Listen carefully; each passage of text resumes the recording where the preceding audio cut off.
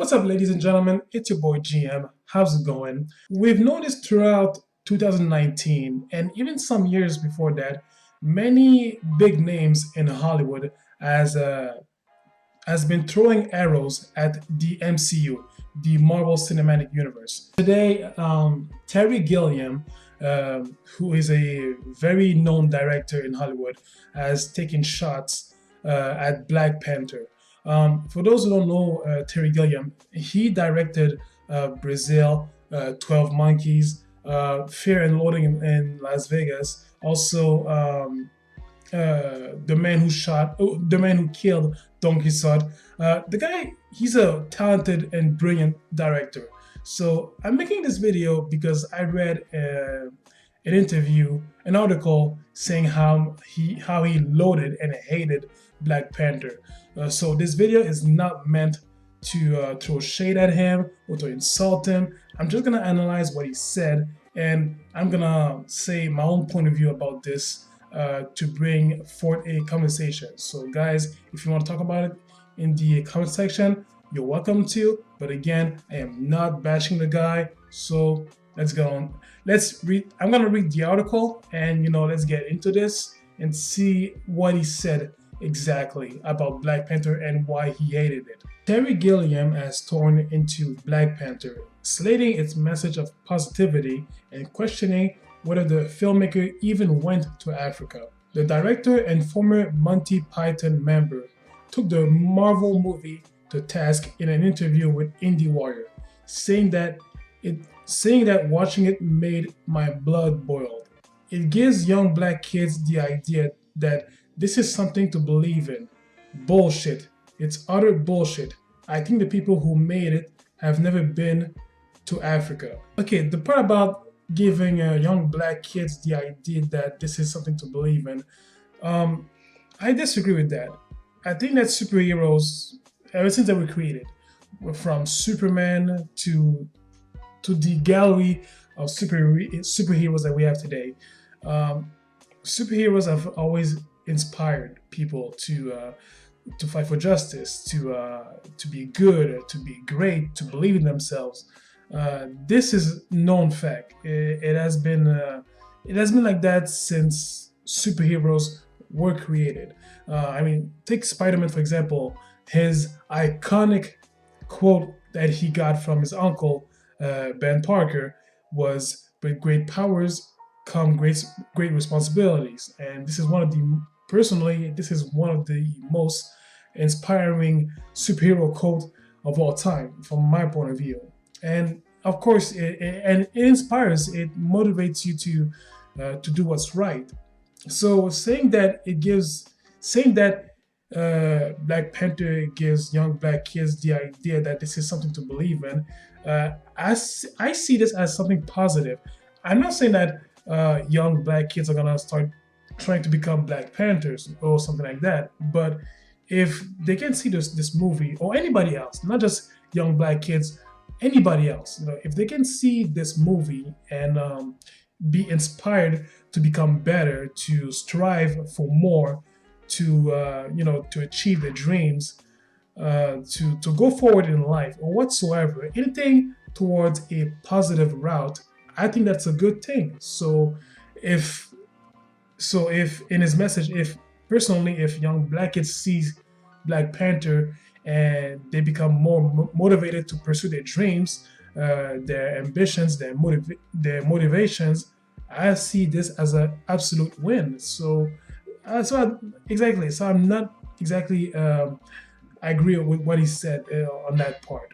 They went and got some stylists for some African pattern fabrics and things, but I just hated that movie, partly because the media were going on about the importance of bullshit.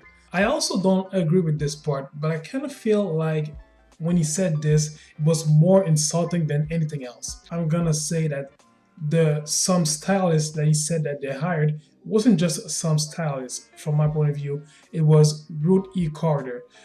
For those who know much about her, she's a very, personally, I think that she's a very well-known and famous costume designer for movies and TV shows. She worked with Steven Spielberg in '97 for the movie Amistad. Also in '92 with Spike Lee for the Malcolm X movie. Also, she has worked with legendary directors such as, well, Steven Spielberg, like I just said, John Singleton, and she has dressed actors from Denzel Washington, Josh Brolin, and actresses Angela Bassett, and even Jane Fonda.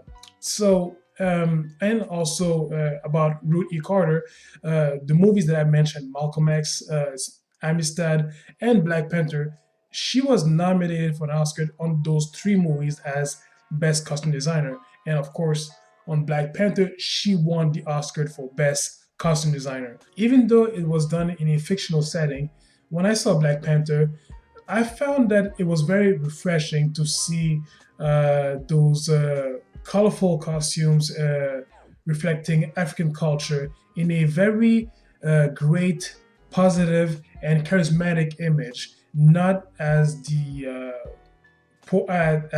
third world country they always do on the news or elsewhere. So I think that it was really beautiful to showcase that part of Africa, because not all countries in Africa are, are poor, or being ravaged by poverty and anything that is negative of such matter. Again, there are some, but not all of them. So again, even though it was fictional, I think it was beautiful to showcase that side and beauty of Africa. So I think that Rudy Carter did a great job at that. Also, he said that I hated that movie partly because the media were going on about the importance of bullshit. I think, may I note, I believe that at that time that Black Panther was being released, the media were talking about, something that affected young Black Afro Americans, them being shot on sight by the police with no normal police behavior. They were just gunned down, and there was just no justice with these young kids who unfortunately died. To be honest, I remember Chadwick Boseman, the actor behind the Black Panther. He said that this movie was meant to be a success because it was released in a time where there was a lot going on in America, especially affecting negatively young Black kids. And I think that this movie was meant as a message to unite people, not just Black people, just unite everybody. And I think that that's one of the reasons it was such a big success, and highlighting a message of unity from a movie. I think that's a good thing. So I don't see that as bullshit. It's always important to always be positive. If you can transmit a message about hope, unity, positivity, anything that can make us go forward instead of backward, I think it's always a good thing. Even if the movie makes billions of dollars, look, it doesn't matter. Like, I think that, especially even right now, it's always important to always push those messages, because there's a lot of negativity going on, a lot of darkness, but there's also light, there's also positivity, there's also hope. Again, that's just my point of view. I don't think it's bullshit to highlight those important things in life. So let me continue with the article. Ryan Coogler's movie, which found Chadwick Boseman as the leader of the fictional African nation of Wakanda, was a smash at the worldwide box office, making $1.3 billion and landing 7 Oscar nominations. Gilliam, who directed films like Brazil, 12 Monkeys, and Fear and Loathing in Las Vegas, added that he hates that big budget movies are now making it harder for other cinematic work. There isn't room or money for a greater range of film, he went on. You make a film for over 150 million or less than 10 million. Was all this other stuff? it doesn't exist anymore. I have to say I do agree with this. There are a lot of wonderful movies out there, especially in the indie sphere. But with many big budget movies that are being released throughout the year, these indie movies are are being casted into the shadows. I believe that there must be something to be done about this because there are some great indie movies out there that deserve a spot at a bigger stage. There there's place for everybody, whether it's big budget or indie movie or whatsoever. There is place for everybody in the movie industry. Uh, we just have to find a way to to make sure that those movies are seen as well. I make films where I'm trying to make people think. I mean, I try to entertain them enough that they don't fall asleep on me.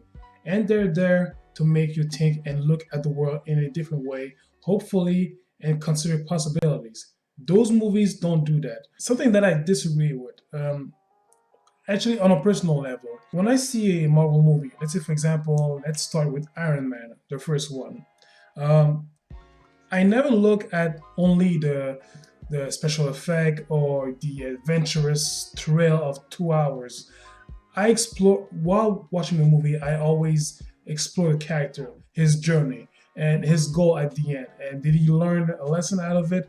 And from that lesson, um, did I was the message really portrayed from the screen to the audience? With Iron Man, I saw a character, Tony Stark. All that he wanted to do at first was, make money, sell weapons, and zero accountability on whatever happened with his weapons, and he get kidnapped, and that's why he get a new perspective on how his own weapons that were meant to defend the people of the U.S. Army, and that got turned against him. So I think that in this movie, what I saw was the journey of a man who had his eye open, who had his eyes open, and decided that I can offer something more to the world than just weapon of mass destruction, and that's how he embarked into this superhero life. And I guess, and I've explored this journey throughout the MCU of Tony Stark, as a guy who always wants to make things right. He I saw throughout his movies that he had a lot of guilt carrying over his shoulders. And again, he's always the kind of guy that really wants to make it right, even though the way to get to that seems, awful, even evil at some point. I explore this character and I see this personal journey that really, at some point it inspires you, but on another perspective, it makes you think like, wow, what if I'm not gonna say what if it happens in a real world, but it really makes you think about a lot of moral issues. And it's not just Tony Stark, many other heroes as well. If you look at Thor, his first movie, he learned humility and wisdom, not to be not to be just a guy hunger for war and battles all the time. He learned to be humble, to be wiser, and learning that his actions have heavy consequences. And at the end, this is what I got from the first movie, and so on. All those characters. I always explore their personal journey and what they learn from it at the same time. From Terry Gilliam's perspective, he doesn't think that the MCU movies makes you think, or think about those deep issues, even on our moral issues. I believe they do, but again, making this video not to bash him, just to encourage conversation. So yeah, that's how he sees it, but I don't. but I respect his point of view, and for me, that's how I see superheroes in their movies, or in their comics whatsoever. It's always a journey about um, exploring that character's self and how he can impact it towards others. And finally, the article finishes like this: Gilliam 79 joins other directors to have taken issue with the pervasive nature of the Marvel movies this year. Martin Scorsese famously said that the movies were not cinema to his mind, likening them to theme park rides. Francis Ford Coppola also weighted in on the side of Scorsese's. So Gilliam and others, many directors and actors as well, have taken shots at Marvel movies and saying that they're not movies, they're polluting the movie industries, the movie industry, sorry, and well, and many negative criticism has been thrown at the MCU for quite a while right now. Um, Again, I think that everybody has their own point of view about this. But again, that doesn't mean that these people should be crucified for what they think about Marvel movies. Personally, look, if I were to meet Martin Scorsese in person, I would shake his hand and ask him for a picture because I love his work. Like I've one of his movies that I saw the most was Goodfellas, and I gotta say, this movie is just beautiful, and it is true cinema. But here's the thing about the term true cinema. I believe that if a movie has a story to tell, it is cinema, You don't have to be blinded by super special effects. Granted, some movies suck. Some movies are epic. But I believe that if they tell story, it is a cinema. And that is the role of movies, to tell a story.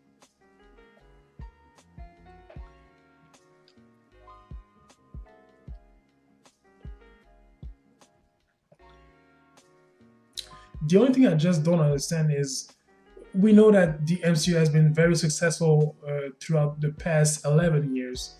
I just don't see why there is a heavy need of always taking shots at something that is successful. Um, but to be honest, I'm not gonna say that those Hollywood public figures are jealous of the success of MCUs. Far from that. I mean, most of these people talking against Marvel are very successful directors and actors and actresses. So I don't think it's a question of jealousy. I'm just guessing that I guess since they are public figures, their point of view are just magnified because they have millions of followers throughout social media. But of course, that whatever they say will be uh, will be told to many, many, many other peoples, and some people might not agree with them, and some people will be very, very negative to a point that is obsessive about that. To be honest, I love Marvel. I love comic books, DC, Marvel, but I grew up with Marvel mostly, and I'll always support whatever they do. But if someone comes in and start bashing the MCU movies, that's their point of view. Like, okay, you don't agree with me. That's fine. If we can talk about it in a civilized way, as we're both winners at the end of the day. That's what I think. Look, Terry Gilliam doesn't like MCU movies. Okay, I don't agree with him on the point of views that I've discussed on this video, but that doesn't mean I'm gonna throw shade at him or insult him. No, that's his point of view. Here's the thing: he and Martin Scorsese and other directors, they are in they work in an environment where they make movies. So their point of view comes from people who are not only who are not just watching movies, they are making movies. So their perspective are related to life experience into in making movies. You know, my experience about movies are just looking at them and enjoying and very enjoying them. You know, talking about it with my friends and all that. So all different point of views will always varies, but you know, I'm not gonna insult the guy or wish him death or whatsoever because he has a different point of view than I do. So anyways, what is your point of view about this? Do you agree with him? Do you not agree with him? If you want to read the article, it's all in the description below. And thank you for watching my video. So guys, I'll see you next time. So in the meantime, please do me a favor for your homeboy. Merry Christmas. Have some happy holidays. Happy New Year 2020. Wishing you guys many blessings for the new year. Lots of happiness, health. That is very important. And I'll catch you guys later. All right. See ya.